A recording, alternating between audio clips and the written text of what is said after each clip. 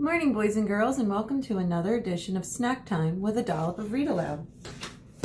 Today we continue with the exciting adventure of Medusa Jones by Ross Collins, with permission given to share this book with you by Scholastic Publishing. So, here we go.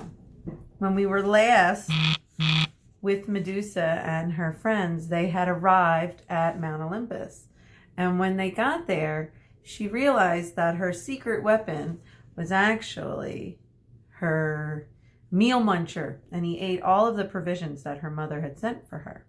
So as a result, Chiron came up with the idea of asking the champions for help.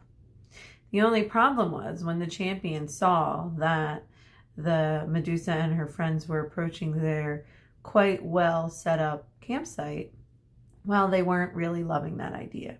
So they decided to go elsewhere. And lucky for them, Medusa and her friends took over their campsite and enjoyed their dinner. Now, we're going to see what happens that night in the campground. And if you remember, Mrs. Willis showed you a sneak peek of what the pages were going to look like. They're all black. And they're all black because it's at night. And the black pages really kind of help to set the mood, which is the way that the reader feels when you're experiencing the book. So, here we go. Chapter 10, Medusa Jones. Med, wake up. Chiron was pushing Medusa's shoulder as if he wanted her to wake up, but didn't want to disturb her. Monkey, murmured Medusa. Bicycle? Sorry, so sorry. She rolled over. She was having a dream. Chiron poked her hard in the neck. Med! Medusa woke up with a start. She sat up in her sleeping bag and tried to focus. It was pitch black in the tent, just like the pages. Apart from the dim light cast by Chiron's oil lamp. What time is it? Medusa grumbled, rubbing her eyes. How many sundials have you seen work at night, Med? Chiron snapped. I don't know what time it is. Maybe, I guess, 3 a.m.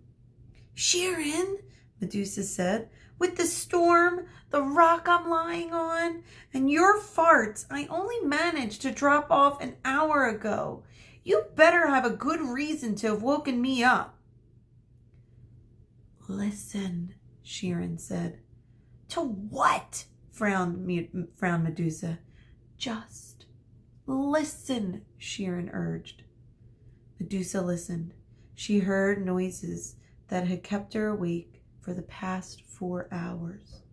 By the time they had managed to erect their flimsy tent, the storm had set in. The wind wailed and howled and beat the canvas as if it were desperate to get at them. I hear the storm, Chiron, Medusa huffed. I hear something else, whispered Chiron. Listen more closely. If you're trying to spook me, Medusa said, I won't be. And then she stopped mid-sentence. She heard it. It was faint, which means it was really quiet or really light, hidden by the noise of the wind and the rain. She heard it too. Now, Mrs. Willis said something about mood earlier in the book or earlier in the read. Why the author made those pages dark. It's because he wanted you to feel that mood of being in the dark, right? And now Chiron's hearing something. What are you feeling as a reader? That's the mood. The tone is everything the author's doing. The black pages, the wording, the whispering, the noises. That's the tone. So that's what the author's doing. And what you're feeling, guys, is the mood. So think about it. What are you feeling while we're reading this? I'll read again. She heard it. It was faint, hidden by the noise of the wind and the rain. But she heard it. It sounded like screaming. It sounded like screaming, Medusa whispered. Her eyes grew wider. Now that she could hear it, she wondered if she had missed it in the first place. And yet, now that she could hear it, she wished she couldn't. It was a horrible sound, and she wished it would go away. What do you think it is? Whispered Medusa. Maybe the bus driver wasn't joking, Chiron said. Maybe there are wolves or other things up here. I don't think so, said Medusa. There's no wolves up here. What would they eat?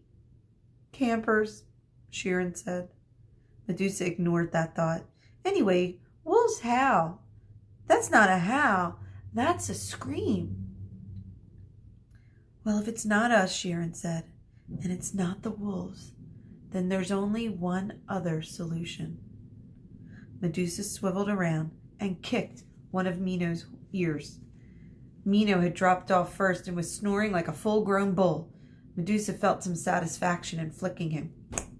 Mino woke up with a jolt. Huh? Who? I'll gore you, he said. He blurted out and looked around quickly. Mino, Medusa said, we hear screaming. You'll hear more screaming if you flick my ear again, he snapped. We think it's the champions, Chiron said. Let 'em scream, said Mino, and turned back over in his sleeping bag. Medusa flicked his other ear, and Mino shot back up. If anyone else had done that, Mino growled, glaring at Medusa. Then he heard the screams too, and he shut up. What'll we do? Chiron asked. We'll have to go look, said Medusa. She amazed herself even as she said it. Why? Mino asked. They wouldn't cross the road to help us. I know, Medusa answered, but we're not them, and we can't just sit here and listen to it. It's awful. Here they are. There they are, waking up Mino. That was funny. It was awful. It had grown more desperate too. Even if we did try to find them, Chiron said. How can we? It's black as Hades out here. Good point, Mino said. Well, good night then. We tried. Serb, said Medusa. What about him? Mino asked. He's got not one but 3 noses. He could find a flea in a storm. Cerberus looked around at the sound of his name. He had been sitting at the door of the tent listening to the screams for the past hour, wondering why nobody seemed to bother finding out what they were, or what the noises were. The 3 friends got out of their sleeping bag. They were already dressed thanks to the cold, but they pulled on their leather shawls to protect themselves from the rain and headed out into the darkness. Here the friends go, led by Serb. He's on the job.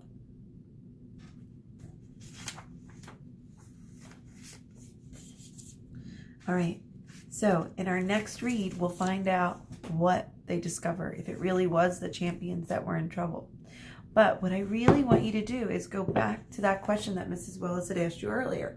When I asked you about the mood, what were you feeling in that tent in the dark with the sounds and the rain and the screaming that you might have been hearing as a faint, oh, and maybe now as a, ah, as people get further, as they get further out of the tent and they're more attuned to the noise. Think about it. What were you feeling? That's what I want you to kind of tackle today. When you're done reading it today, share your thoughts down below in the comment section, and we'll wait to see what excitement awaits us in tomorrow's read aloud. Again, don't forget, tell me what you were feeling when you were listening to this. I can't wait to see your thoughts. Again, as always, I miss you, I love you, and I hope you stay safe. Bye, guys.